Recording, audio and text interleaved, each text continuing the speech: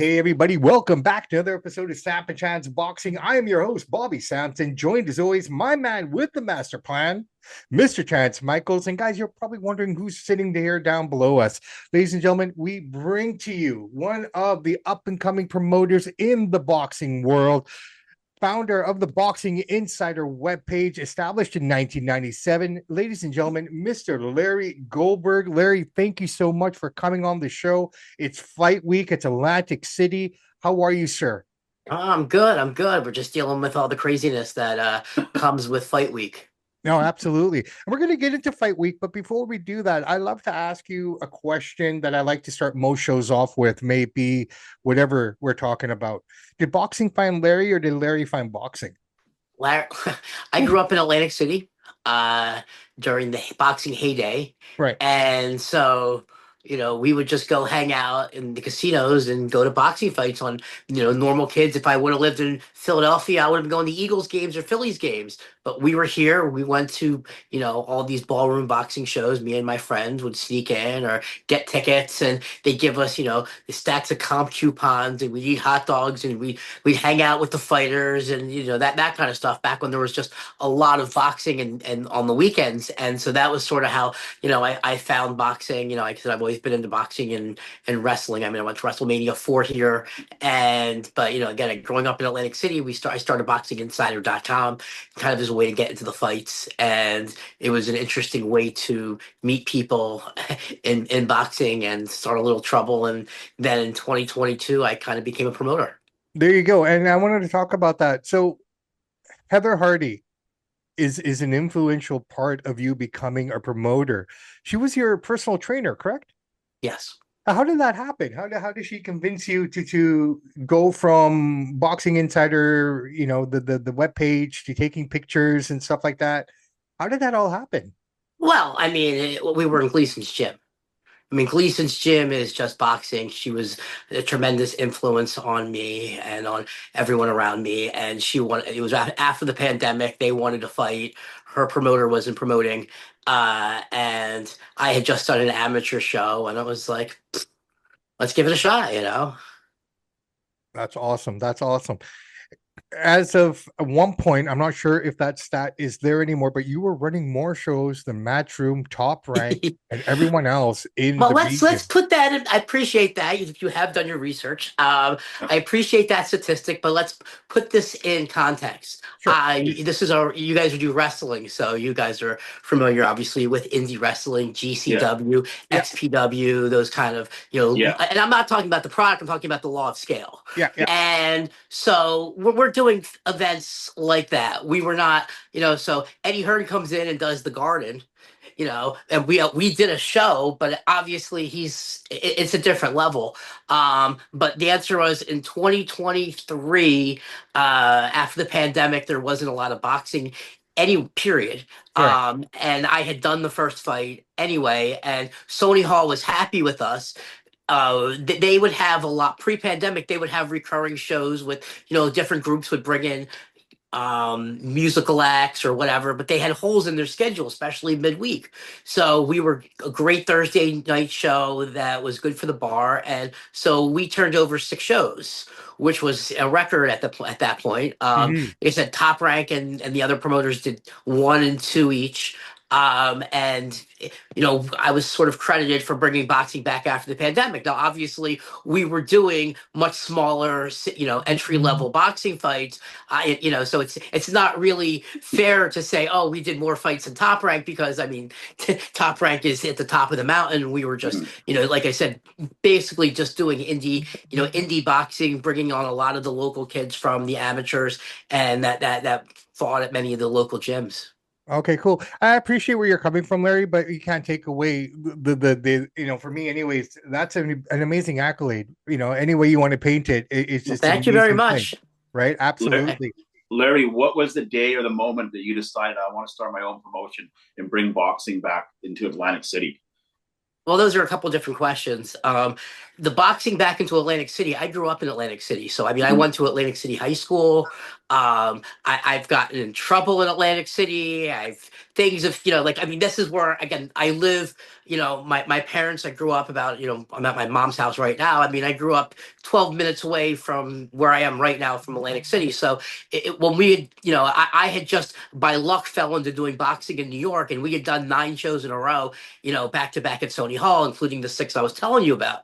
Yeah. So it was sort of I had gotten my promoter's license in New Jersey, knowing I wanted to do something, and there was an incident. And the incident was kind of funny. Had nothing to do with boxing. At one of the Sony Hall events, there were NYPD officers that wanted to, come whatever, but they weren't wearing their whatever. So there was a fight between Sony Hall security and the NYPD detail over them bringing it. And I'm sitting there like, and they call me up, oh, promoter. I'm like, yeah, what am I supposed to do? Right. You've got these guys. The security guards are like bigger than like Brock Lesnar big, and then you've got the NYPD, and I'm like, so I'm like, I need a little bit of a break in New York, and that was on one hand, and Tropicana sort of just gave us a shot because they were doing mixed martial arts and it was the same setup. So, and I used to work at Tropicana, so it was like let's just do it. And then I got hooked up with Justin Figueroa, and and since I'm from here, I have a lot of media connections and people that we knew that they wanted not only boxing to come back to Atlantic City, but they wanted it to be done by someone that was from here. So it was more of a community event, Sure. not just, hi, we're going to come in town. We're going to lie to everybody. We're going to try to grab some money off the undercard guys, and we're going to skip town again for 6 months. Because that's what most of these promoters do. Or it's, every, couple of years, Eddie Hearn comes in with the boots fight.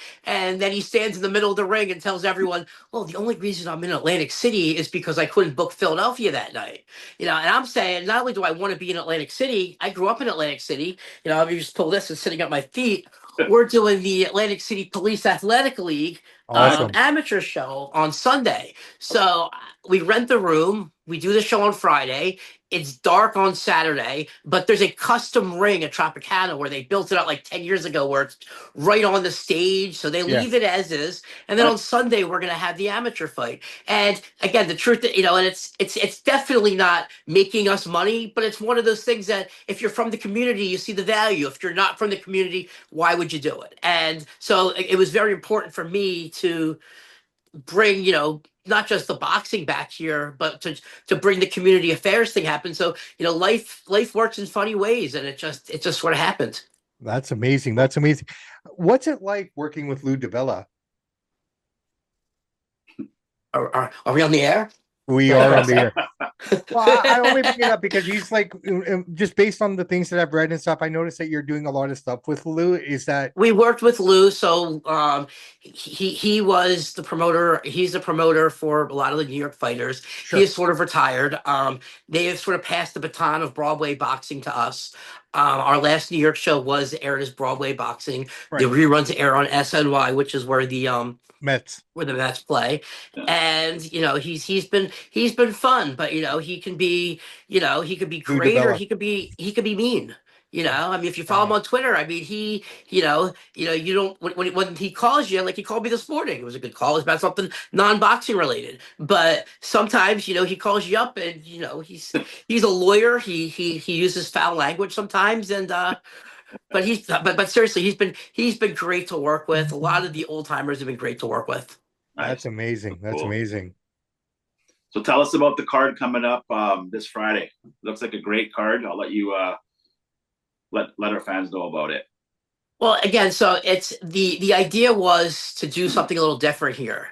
And what we do in Atlantic City wouldn't work in other markets. And it's a combination of we're trying to build up the local scene, but we're also trying to, if I just put on really good prospects, nobody would come. So what we have now is a really good hybrid. So we've got Justin Figueroa, who just came off winning the NABF title over the summertime. This will be his 5th appearance on a Boxing Insider show. He's headlining against Jose Perdomo just upset a 12-0 fighter on Mickey Bay on Joe DeGuardia's show in New York a couple months ago. So I mean, he's not fighting a pushover guy. Yeah. We have Otto Wallen, who just fought. He's fought Chisora, he fought Anthony Joshua, he fought Tyson Fury. He's Love one it. of the top 20 heavyweights in the world. This Mhm. is his step back fight, and we're very excited to have him. We have Bruce Seldon Jr., who makes his fifth appearance also at the Tropicana. He's fighting. I don't have the cards in front of me, so I don't remember everyone's name. The we have Josh Popper, who's from Summers Point, who is in New York. He does Breadwinners Boxing in New York. He's making his hometown debut. Him and Justin went to the same high school together, so it's a Oh, fun little local event thing that we're doing. Um, we have Leah Lewandowski, who is it's a very a nice up and coming boxer from New York. This will be her third fight. I mean, New Jersey. Then we have blue chip prospects. We have the Lugo brothers, who are with OTX. They are with Frank Warren. They are just getting their feet wet. They have one of them has I mean, I don't want to screw up the thing, but like over 100 amateur national wins. wow. I mean, we have I mean, four of the fighters on the card, Yoel Angeloni and Ryan O'Connor and the Lugo brothers are serious contenders and prospects to look out for in the next couple of years. And so, like I said, we have a really good mix of local fighters and international fighters and up and coming fighters. And the fight will air on DAZN. I'm excited for it. Like you said, you've got some prospects, you got some veterans that people know, Otto Wallin. So it's going to be a great card. I'm excited for it. Yeah, I know. It looks like an amazing card. Now, when it comes to the Lugo brothers, I asked Chances when I looked at the poster. At first glance, are they twins? No. They're not twins. They're Okay, okay. But both are, they're young prospects. They're looking good. How did They are looking, they are looking to give them the rocket ship, as they say, sure. next year. So this is just, but this is they're both getting their feet wet. I think this is the one Lugo brothers first 8 round. I have to say which ones. I don't have the list in front of me. Right, Yeah. right. But one of them is it's the first 6 and the first 8 for both of them. So Cool. they're both stepping it up. And like I said, they're the kind of fighters that it's fun to when I was growing up going to the fights, my favorite part was seeing a fighter live and then 2 years later there he was on the big stage. Yes. But they're not, but no one in Atlanta, if they're coming for Atlantic City right now, they're buying a ticket for the local fighters. And that was sort of, the hybrid that it took a few shows to kind of figure out exactly how to bake that cake. Cool. How did Otto Wallin come about? Because considering his name, considering who he's fought, and all these kind of things, how were you able to? So Hey, Tim, in my opinion, I think out of all the guys, Tyson. this will not be the answer you expected. No, it's never. Pre-pandemic, I used to be a member of Mendez Boxing Gym Sure. in New York, and Otto used to train there. I was just a media guy. The fighters would not talk to a media guy, and I'm talking about some of my best friends now, like Jose Guzman and Henry De Leon and some of the they like you were. I was just boxing inside of the media guy, so they were not going to just let me hang out with them. So it was like, all right, kid, whatever. And they loved it. They would put me into the ring, and I would have gloves on, and I used to spar. And there's videos of me getting as good as I can take. And so there is a video that will never be played, but I could show it of me wearing the chest protector and Otto hitting me as hard as he can in the chest. And I'm sitting there like this, and he's hitting me, and I'm kind of like, now. So the truth was, Otto used to come watch fights at my house sometimes. Otto used to, he was in our friend group at Mendez Boxing, and that was sort of how Otto came on. So he feels very safe in our environment. Like I said, me and him knew each other. Like I knew, like I said, I knew our other star fighter who's not on this card, Andy Dominguez. Like we were just friends at Mendez. And the greatest moment I've had as a boxing promoter was on July 25th, standing next to him and holding his hand up after he had a war to win his first WBC belt. Like Amazing. that made all the BS, the almost losing fights, having a fight canceled, made it all worth it. That's amazing. Larry, we live in a world where prices are overinflated. We live in a world where everybody wants to screw and scrouge and take every penny they possibly can. Your ticket prices here are so reasonable. $53 to start. Explain that. How are you doing this? Like you're making it affordable so people can make it out. Bobby, I just want to give you a hug. Um, no, look, I mean, in New York, you would not be saying that. Yeah, If you went to our Sony Hall show, it's a 500 seat venue. It's in the middle of Times Square. Our Right. first ticket starts without fees, $100. But yeah, still, for In Times Atlantic Square? City, we have a 3,000 seat venue. Yeah, This economy is not what it used to be. People don't have discretionary money. So I'd rather sell five extra tickets than jack your price up for an extra $10. yeah, So we wanted to bring in the locals. We wanted it to be that kind of show. And so and again, the venue is huge. Now, if we had, Manny Pacquiao on the card, the tickets would be a lot more sure. expensive. yeah. But we work with the law of scales. And I wasn't when I growing up here, I used to go to all the indie shows, and they would all at least 20 MMA promoters after the UFC launch came to Atlantic City to launch. And I used to watch these guys come to town. They talk a big game, they do this, they do that. Everyone did something a little bit better than everyone else, and then they Hmm. sucked at everything else. And they would all be the biggest guy on Saturday, and you never heard from him again. And Right. so in my mind, I couldn't do that. I grew up here. If this doesn't work out, I'm going to go do something else in this market. So it was very important that if people were going to go around town saying, oh, it was family friendly, Hmm. and Yeah. that it was, it was, we weren't trying to gouge you. Right. I mean, Right. look, I mean, there are $200 seats up front, which are for boxing is very cheap. But Oh like yeah. I said, the average price tickets between, we have $50 seats, so they're very good. And the best seats in Atlantic City are the bleachers at the Tropicana. It shoots very beautiful for TV, and those are $80. Larry, what are some of the hardest parts about being a promoter? Would you say? You're not as rich as anyone thinks you are. Everybody has an angle. Your best friend today will stab you in the back tomorrow and then get mad at you that they don't want to be your best friend the next day. And then you get these stupid, well, it's boxing.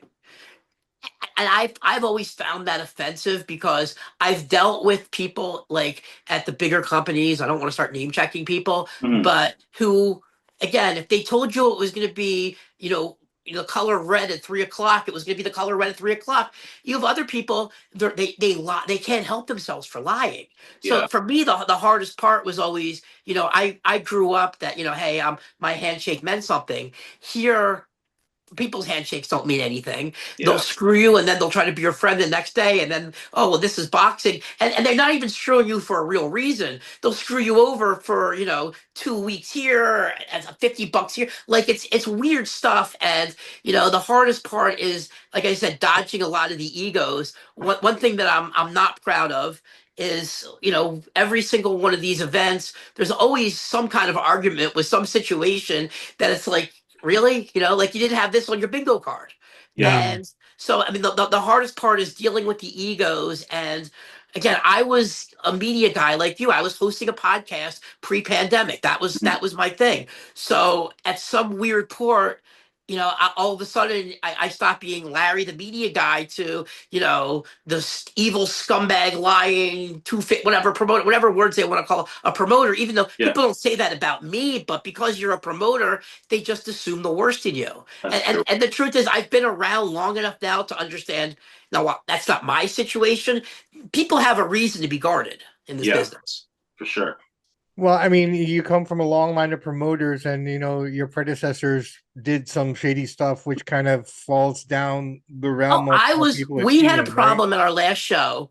I don't want to get into on the air, but it was about it was whatever, and it was the Randy Gordon, who was our commentator, used to be the commissioner of New York, walked up to me, shook his head, and says, "Everybody likes you, but understand you're paying for the sins of others." That Yeah, was his way of saying a couple of these other promoters and people have done horrible things that they know that they did that they can't 100% pin down, so therefore they got to look at you or you or you, and it's like what did I do? It's like Yeah. I was like, I always joke that I'm like the Mr. Smith goes to Washington, role. Our mutual friend Jasmine St. Clair Yeah. always she gets all mad at me that she got mad at me that I even got into boxing, because I knew her from the XPW world. And when we got in, she was just like, look, you're a good person. You're going to be dealing with, shady people. And, every once in a while, she just hits me up and gets like, you're, I get a lot of I told you so's because, again, the problem is, we came from I came from like you guys, the media world, and Yeah. everyone in the media world, as crazy as we all are with our pet peeves or pet issues, we all have do-gooder mentalities. We all have that kind of agenda. We love the business for Yeah. and it was just like I had been to enough of these indie shows saying, you know what, why not? You know what I mean? Like these guys aren't smarter than me. But the truth is, the guy who was probably smarter than me was the guy who didn't do it, who's just, watching it because I look back on the last 3 years. We've done this will be my 19th professional fight card. Yeah. Congratulations. I Thank should you. have. I mean, should I have done this, or should I have opened up a baseball card store? But now Tom Brady's opening up a baseball card store. If you're gonna if you own a mom and pop baseball card store, and Tom Brady opens up a baseball card shop, you can't compete with him. No. And I use that as my example because TKO. And as we can complain what we think of the UFC or the WWE, and they haven't done anything in boxing yet, but because of their money and their reach, you the business of boxing is about to drastically change. Yeah. Yeah, I had a quick absolutely. question for you. I know this is the boxing show, but do you still pay attention to wrestling? Are you still a big fan? A little bit. A little bit. Not. I show my age. I think I'm still one of those nerds that thinks it all peaked at the Attitude Era. Yeah, yeah. But I mean, every once in a while. But the thing is, I'm not. I'm the worst kind of fan for them. I don't really watch. I just this clip pops up on YouTube or Twitter. I watch that stuff. I don't.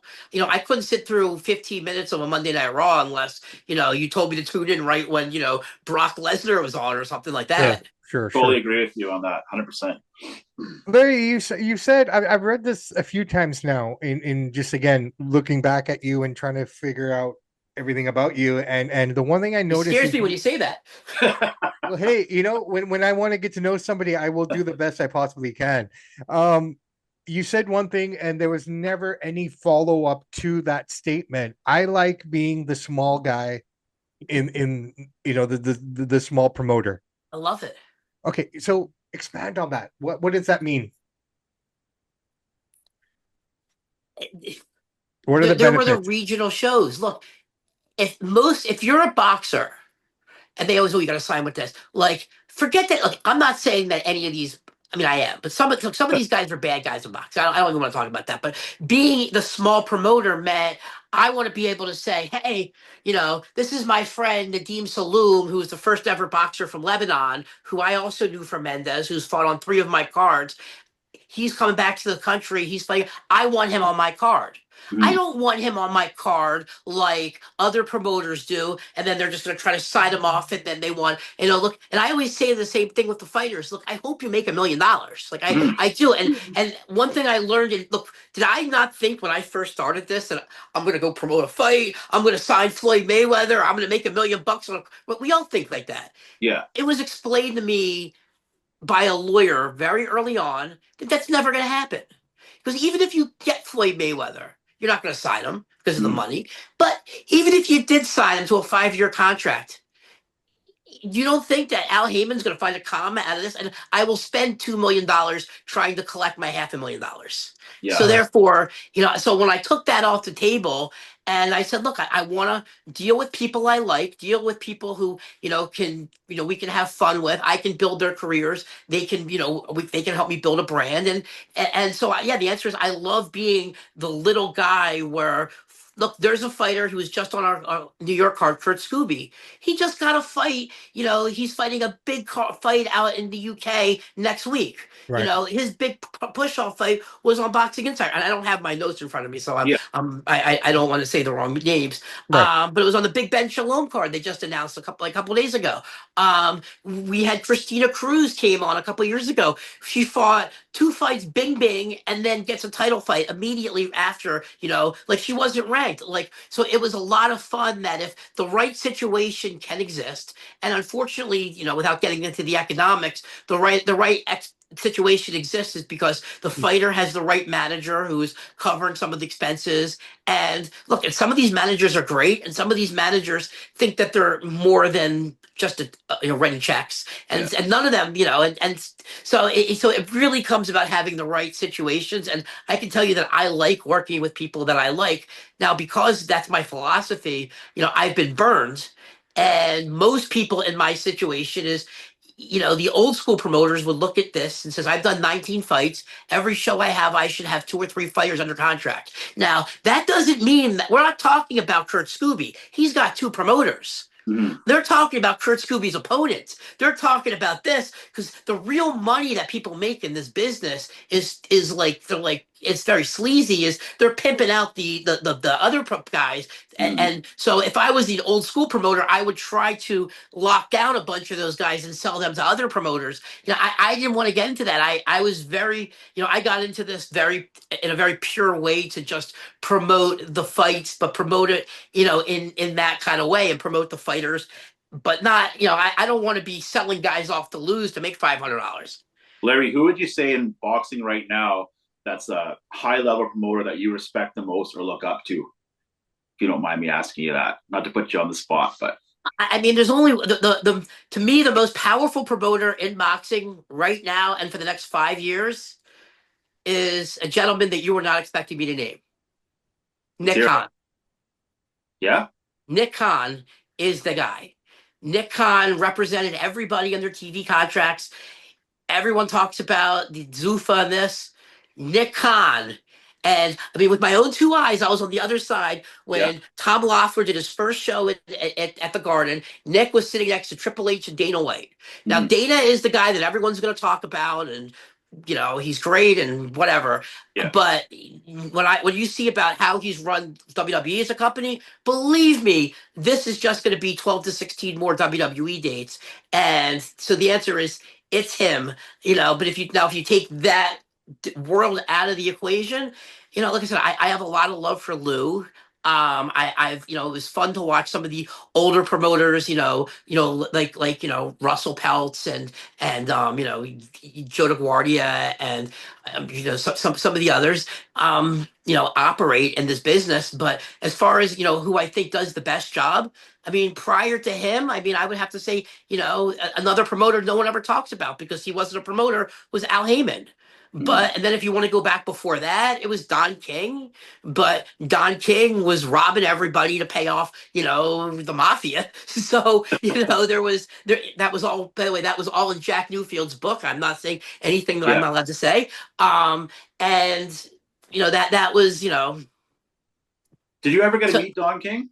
yeah, yes, I have. What was he like? The person larger than life, like we see on I TV. met him as a media guy Mhm. and not as a promoter, but as a media guy. And so he would know he had side deals with every boxing promoter. Now, I'm a kid. I had just launched Boxing Insider and I'm sitting front row at one of these press conferences and I got these big wide eyes. I'm looking at Don King like if, we were like that close at like, age 18 with like Vince McMahon for the first time at a press conference. Yeah. And so he gets off stage and he knows everybody and he just starts glaring at me. Who is the one person in the front row with this little notebook? Like, who is this person? So the answer is he kind of scared me a little bit. And then as I would go to fights, it was, he should have been an entertainer because there was Yeah. this one fight they did at the Garden that with him and Aram, and they were like Heckle and Jekyll up there on the thing, and they were busting each other's balls like 2 old guys that really hate each other, but actually at this point of their lives they tolerate each other, and Yeah. it was just so entertaining. But I don't think anybody in boxing has done it right where you can look up to them, Well Fair said. enough. including myself. I've learned the business, and I mean, we're just gonna, and I love fighting the fights, but you know what I'm saying? Like, I'm just a single guy, running this on, adrenaline at this point. I love Absolutely. your energy, by the way. I was going to just want to say, man, I love your energy and the passion you bring to the interview. So I can only imagine the passion you bring into your show behind the scenes that we don't see. Absolutely. And that segues right into what I wanted to ask you, Larry. What is fight week like for you? How much do you sleep? How like from Monday to the end? So How there's hard about is it? 50 rooms of people staying at the casino on from Wednesday to Friday night. Sure. Some of them go through me, and some of them go through their management companies. So they didn't get us the code until last night. How do at 9 o'clock? I had to explain to people, um, the casino is sold out on Friday night. They might have to put you at another casino, which would have been a logistical nightmare. Right. Because what they do is they stay at the casino. They get vouchers to eat in the employee cafeteria. If we'd have to bring them in, and so that really would have been a disaster. Like it really would have. At 7:15 in the morning, I get the message from the lady who runs it. She goes, "We moved some rooms around. You're good." And everybody got the rooms. I mean, Awesome. but again, last night we had no rooms. Um, the the last event, which I was talking about, my proud moment with Andy Dominguez, they needed to get him. His opponent had to get a last minute medical test, and we did not get an answer that we were even going to have a main event until 7:15. People were coming in the venue, and there was again. I knew it was fine, but until they tell you it's not fine, so it's kind of going through everyone's head. I might have to say, "Hey, thanks for coming. By the way, refunds will be at the front desk. You're never going to see me again. The main event is canceled. Have a safe drive home." That would have been a nightmare. That would have been a nightmare. So the That answer would is definitely would be. everything that can go wrong does go wrong. We've lost fights. We've had, I mean, there's been articles written about, we had one event where we lost, half the fights the week of the fight. There was snow, there was this, then we had when Andy was supposed to fight a guy for a 108-pound title. And a week before the fight, we find out the guy weighs 121 pounds and won't come down. But Oh, Andy can't fight for the title at 108.1. So that means the lightest his opponent could come in to be 111. And at the last minute, we had to cancel the entire event. It just came crashing down like a house of cards. And, that was a very, that was a very hard one for me to swallow. Because again, I put so much of myself into this. yeah. When something goes wrong, whether it's a fighter who I've tried to help out that doesn't like me over something that is a misunderstanding, or in this case, literally an entire card built around Andy Dominguez that was on the zone that they had promoted during Turkey's Times Square fight, which literally we're all just watching the fight on TV, and then the zone goes, "Hey, also next week from New York City, Andy Dominguez fights this at." I'm like, everyone's like, "How much did you pay for that?" I'm like, "I didn't even know they were going to do that." So some of it's cool, but the answer is you don't know what's going to happen. Fighters are going to miss weight. Fighters are going to want this. People are going to, we had one fight where the trainer got drunk at the fight, and we had last minute, the only way the other fight could go off is one of the other licensed trainers had to work this guy's corner, and we had to throw this guy out. I mean, Oh, wow. we've had some interesting situations, doing these. And because like I said, the boxing people it's a little different than the wrestling people. It's, Yeah. you've got some rough characters in there. Oh, That's yeah. amazing and crazy, crazy. The things people don't see, right? We only see The what they things let people us don't, see. yeah, like I said, if we were here to talk about the beauty of the sweet science, and when you should bob or weave, you should talk to like some of my friends like Jose Guzman or Henry DeLeon Mhm. or Andy Dominguez or someone like that. They will tell you the nuances. I can just tell you the business, and it's almost like an episode of Curb Your Enthusiasm. I Sure. just stand there like you can't make this stuff up. Oh, No, no. no, absolutely not. So you're on the zone. You're on the zone again, yes. Last check, I heard that you're doing a show by show. Is that still the case, or have you You signed really something did do with them? your research on me. Um, remind me not to piss you guys off. Wow. Um, yes, yes. Look, Oscar De La Hoya, Bare Knuckle, these big companies have big deals with the Zone. Sure. They do. At some point, the Zone started taking smaller shows. Right. So They did not. Now again, some of it had to do with timing, but our last show wasn't on DAZN. This show is on DAZN. I think it's pretty much on a case by case basis. The people at DAZN are great, but I mean, we're not their we're not their number one or two priority. So I'm happy to be on the platform, and like I said, they've been great and they've helped us build the brand over the last couple of years. But we've We're done. def- I'd say 6 or 7 shows on DAZN. I have to go back and look it up, but they've been you know we're we're definitely gonna do our best to put the links up, promote it, let everybody know where to go watch, and we're definitely gonna be watching it ourselves. It's gonna be should be a fun night. Yes, No, like I said, absolutely. it'll be a fun, interesting local event. Like I said, we've got a mix of local and international fighters, and like I said, I'm not going to sit here and pretend that I'm Eddie Hearn or Oscar De La Hoya, but this is we are an indie. We are it's just me with a good group of friends that have been working with me since the first show, the second show, people I've known before that. We have a tremendous matchmaker, Eric Botcher, who's been doing this for 31 years. And it's just been, it's been a thrill to get to do it. It was one of those things that I never thought I'd get to do. Yeah. And now that I've done it, I kind of don't know how to get out of it. Well, you're doing it Yeah. the right way. As soon as I don't know, I mean, it's like, oh, everyone's already, when's your next show here? When's your next show here? And I'm like, can I take a month off? The answer is I have 2 dates in mind for New Jersey and 3 dates in mind for New York in 2026. I haven't booked them yet. And I learned the hard way that it's better to book a fight and then book the date than book a date and then try to fight in the fight. Yeah. Right, No, right. It absolutely. might be easier that way. Well, I learned that unfortunately the hard way. You know what? And sometimes the best lessons of life are the ones that we learn the hard way, right? I mean, it's trial and error, and that just makes us better as we progress in our journeys.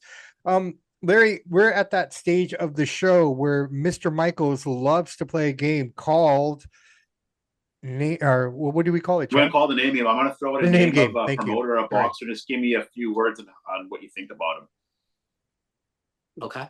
Okay. Bob Arum, Legend. Eddie Hearn,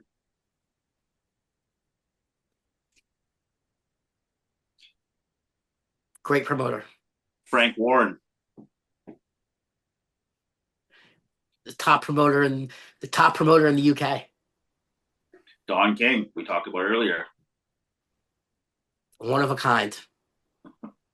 And to segue in, because kind of how the show came about, this is a wrestling one. Vince Russo. I have more than one word for him. Give me And a few. the answer is Crash TV, the greatest wrestling writer ever. Thank you for saying that, Larry. I say that all the time on my show. The other guys that I podcast He's with, unappreciated. He's Thank you. unappreciated for reasons that were out of his control. And no, I'm a fan. Me too. He's my favorite writer too. The ratings say it, right? So Well, I was expecting you to say McMahon, but I love McMahon too. I love Vinny too. but no, Vince Russo is So, Yeah. so Larry, if I may, very quickly before we cap this up, because I know you got a lot of stuff to do, and again, thank you so much for Yeah, taking thank the you. time out of your fight week schedule to sit down with us here on the West Coast.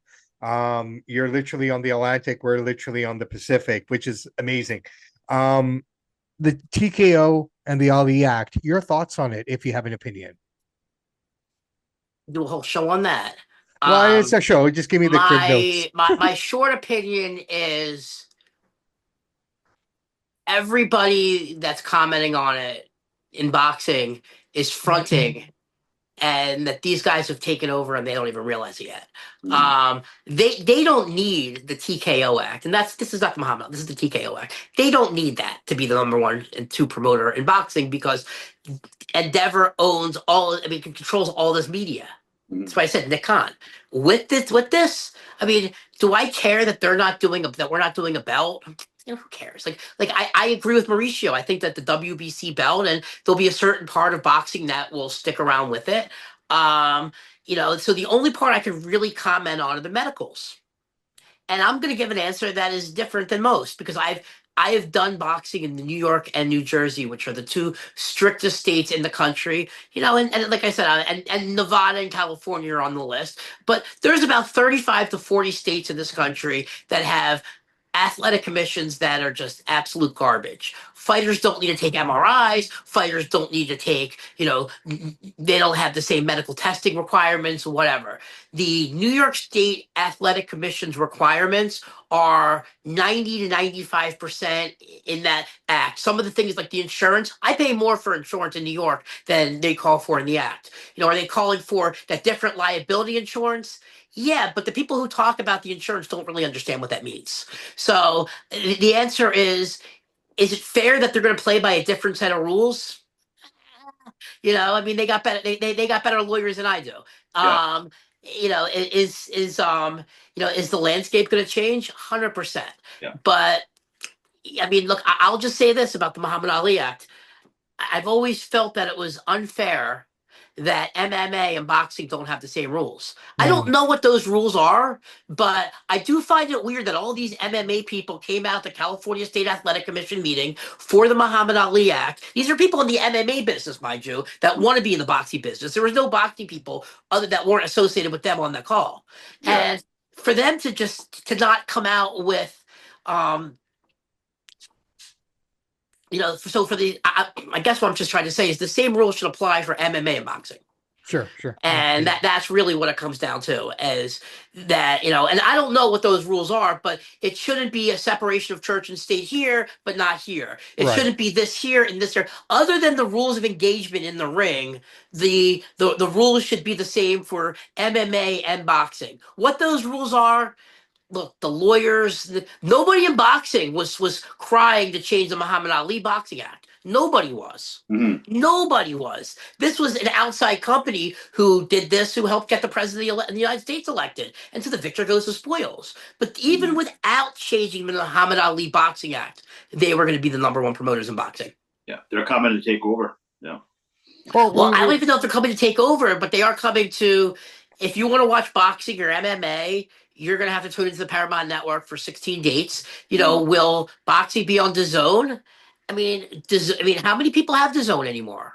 I mean, you have to be part of the niche. I mean, when I say that, I'm not being insulting, but, I originally liked showing them on YouTube.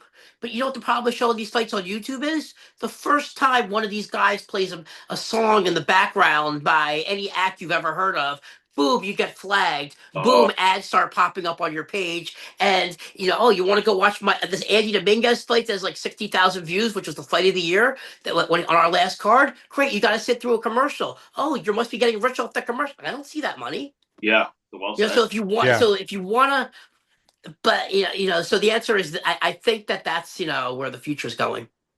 Amazing. But there's always going to be room for the indies. Dude, I love your energy. I love your passion, the excitement that you brought to the show. It's definitely one of our best guests. I love it. Thank you so much for coming. Well, thank you, Jasmine, absolutely, for asking me to come on. Yeah, and for putting us in touch. You made this happen. I really, really appreciate it. It's an amazing, and we're getting an insight from the other side. We always hear the fighter's perspective or the trainer's perspective. Hearing the promoter's perspective is different, right? I mean, the saddest part is, and one day when I'm not involved with this, I can tell some of the stories. Mm-hmm. The fighters have no idea what's going on in their careers half the time.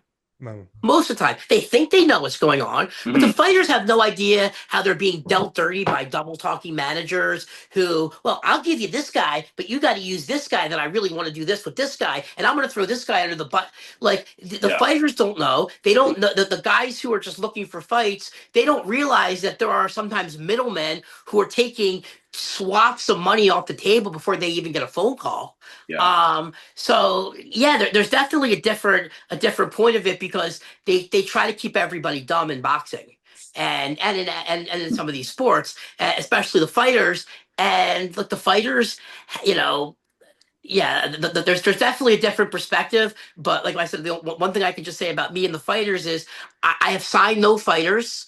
A bunch of people have asked me. I have at least 20 fighters who are kind of mad at me that I won't sign them. I have a handshake agreement with everybody, which is, let's work with me until, Eddie Hearn or Top Rank comes. And if I can help, if I can. If I can't help, but great. But I didn't want to be the guy, trying to take 10 points, 20 points off a fighter, because do you know how you got to collect that money? Through threats and lawyers, and life is too short. Life is too short, man, to do that. But you're doing it the appreciate right that. way. You're doing it the gentleman's way. We don't see that a lot of. Yeah, well, that's why this might be my last show. You know what I'm saying? Like, I don't know if there's room for a Well, guy like me in this There no, in is. there is, 2025. there is, there is. The boxing world truly needs Larry Goldberg right now more than the boxing world will ever admit it. Larry, thank you so much for coming Can on that be the the show. title of this podcast, please? Oh my God, Absolutely, We can do Bobby, that. can absolutely. I hire you to do my PR? Hey, I'm here. Let's do it. Anytime. You guys were Anytime, great. sir. Absolutely. Thank All you. right. So we got the big card coming up this week in Atlantic City, New Jersey, this Friday, November the 7th. Justin Figueroa against Jose Permedo for the North American Boxing Federation title. Otto Wallin's also on this card. Man, you got Bruce Seldon Jr. living up to the legacy of his father. Maybe we'll find out, I guess, on Friday night as well. A lot of prospects. The Lugo twins are here as well. This is They're brothers. the brothers. Sorry, Lugo brothers. My apologies. But you know what? That's just the excitement. I'm looking forward to this card. I'm looking forward to Friday night. Man, we cannot wait. You can catch it on DAZN internationally, everywhere. And if you're in the New York area, you can also catch it on the Mets network. It's called. Well, it'll air on tape delay on the SNY. Oh, okay. I'm not exact. The hardest part of airing on SNY is taking our live feed and editing it to their specs. Right, So right. we've had some problems doing this, as like I said, I don't have the big budget, so we do have some limits. But the fights will air on SNY in the next couple of weeks on tape delay basis. That's amazing. That's amazing. Looking forward to all of that, but mostly looking forward to getting you back onto the show. Maybe we can do this after this card, talk about the card, how it went, and all that kind of stuff. If you're up to it, we'd be absolutely honored to have you on again. And again, thank you so much for taking out the time. It is fight week, and it's a shorter fight week because everyone goes, I guess, weigh-ins are Thursday, press conferences Wednesday, tomorrow. Thursday, fights are on Friday, and I'll be sleeping on Saturday and Sunday.